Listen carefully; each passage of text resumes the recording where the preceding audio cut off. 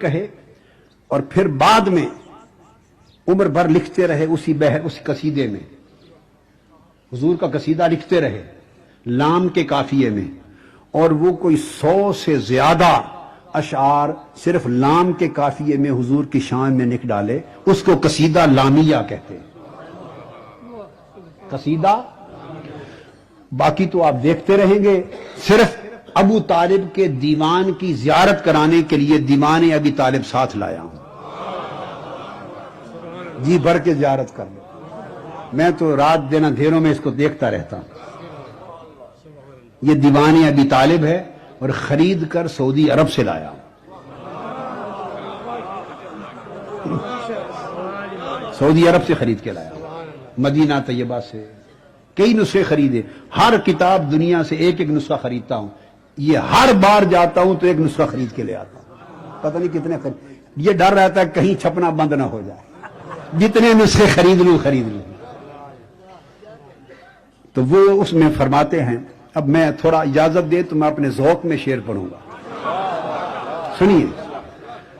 وَبْيَدَّ يُسْتَسْقَى الْغَمَامُ بِوَجْهِهِ،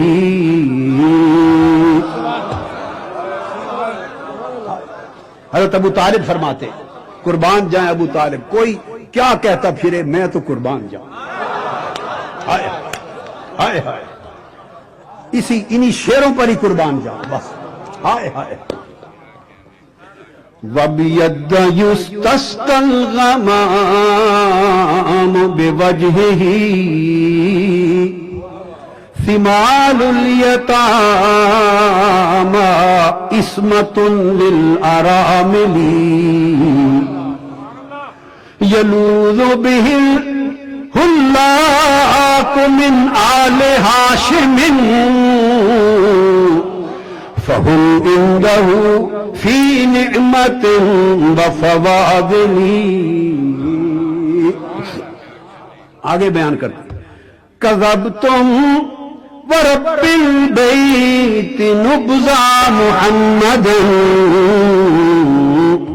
وَلَمَّا نُطَاعٍ دُونَهُ وَنُنَاظِلِ، وَنُسْلِمُهُ حَتَّى نُسَرَّعَ حَوْلَهُ، وَنَذْهُلَ عَنْ أَبْنَائِنَا وَحَلَائِلِ۔ اب ترجمہ سنو، ترجمہ سنو، میرے حساب میں تو یہ موضوع یہی ختم ہو جاتا ہے، مگر یہ کہ اب بتانے ہیں قرائن تو بتاؤں گا۔ تو جب بارش آ گئی حضور کے چہرہ پاک کو دیکھ کر تو حضرت ابو طالب گنگنا اٹھے اور کہنے لگے، وَبْيَدَّ، اے سفید خوبصورت گورے چہرے والے، اے سفید روشن چہرے والے حبیب، آپ کی ذات اتنی بابرکت ہے کہ آپ کے چہرے کے صدقے سے بادلوں سے بارش لی جاتی ہے،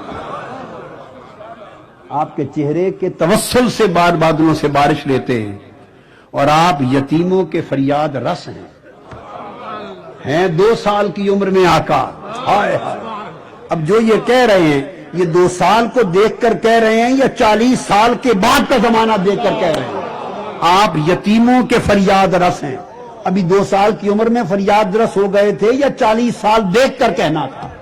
ارے جو لوگوں نے 40 سال کے بعد دیکھا، ابی طالب کی نگاہ 40 سال پہلے دیکھ رہی ہے۔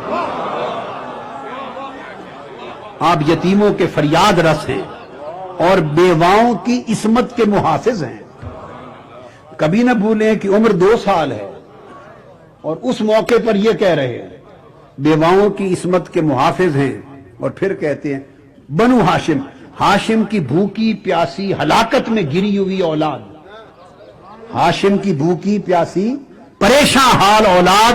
ہر وقت آپ کو گھیرے رکھتی ہے، کیونکہ ان کے لیے آپ ہی کے دامن میں ساری نعمتیں ہیں، ساری فضیلتیں ہیں۔ یہ 2 شعر اس موقع پر کہے، اگلے 2 شعر بعد میں کہے اعلان نبوت کے بعد، تو پورا قصیدہ لامیہ عمر بھر میں بنا۔ اس میں فرمایا، لوگوں میرے حبیب محمد کی نبوت کا انکار کرنے والوں، ان کی دعوت کی مخالفت کرنے والوں، مزاحمت کرنے والوں، ان کی راہ میں رکاوٹیں ڈالنے والوں، سنو، بیت اللہ کی قسم، تم نے غلط خیال کیا کہ تم ہم سے لڑ کر محمد کا راستہ روک لو گے، اور تم نے غلط خیال کیا کہ ہم محمد صلی اللہ علیہ وآلہ وسلم کے معاملے میں تم سے مغلوب ہو جائیں گے۔ نہیں، ابھی تو ہم زبانی دفاع کر رہے ہیں، ابھی یہ وقت نہیں آیا، ابھی تو محمد کے دفاع میں ہم نے ابھی تک نیزے نہیں اٹھائے اور تیر نہیں اٹھائے، ہم تو نیزے بھی اٹھائیں گے، تیر بھی اٹھائیں گے، یہ فرماتے، اور پھر فرماتے تم نے غلط خیال کیا کہ ہم ان کو تمہارے حوالے کر دیں گے، ہرگز نہیں، اگر وقت آیا تو حضرت ابو طالب قربان جائیں آپ کے جذبہ محبت پر، کہتے ہیں وقت آیا تو خدا کی قسم ہم اس محمد کے ارد گرد اپنی جانیں لے کر بچھ جائیں گے، اور ان کی خاطر اپنے بیوی بچوں کو بھی قربان کر دیں گے۔ یہ ان کا اعلان ہے، جو مرضی آپ کا کہتے پھر، یہ ابو طالب ہے۔ اب اور پھر آگے آگے چلیے، یہ تو قحط تھا جو اس دور ابو طالب میں آیا، اور توسل چہرہ مصطفیٰ کا کیا کعبۃ اللہ کے صحن میں، جہاں لات منات 360 بت، اندھے گونگے بہرے بت اپنی حال کی نگاہوں سے ابو طالب کو تک رہے ہوں گے کہ ہم 360 پڑے ہیں اور بارش اور کات میں وسیلہ محمد کا دے رہا ہے، ہمیں نہیں تکتا، تمہیں کیوں تکے، اس کے کوئی غرض واسطہ ہی تمہارے ساتھ نہیں، وہ موحد ہے۔ اب اگلی حدیث،